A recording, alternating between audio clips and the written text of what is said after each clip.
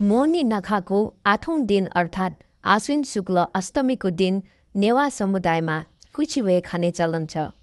केराको पातमा चिउरा, मासुका विभिन्न परिकार, गेडागुडी, तरकारी, दही, सिसाफुसा सहित खाने कुचिवेको खास नाम कुलचिवे हो। तर यहाँ कुचिवे र कुलचिवे दुई धेरै भिन्न भएको सन्दर्भमा यस बारेमा जानकारी दिनु आजको आवश्यकता देखिन्छ। कुचीको खास अर्थ दिमानाको कुरुवा हो। कुचिवे खाँदा दिमानाको कुरुवाले चिउरा राखी खाने परम्परा यद्यपि छ, तर यो भोजको खास नाम चाहिँ कुलचिवे नै हो। यसको अर्थ कुलका सबै परिवारजन सँगै बसी खानुपर्ने भोज हो।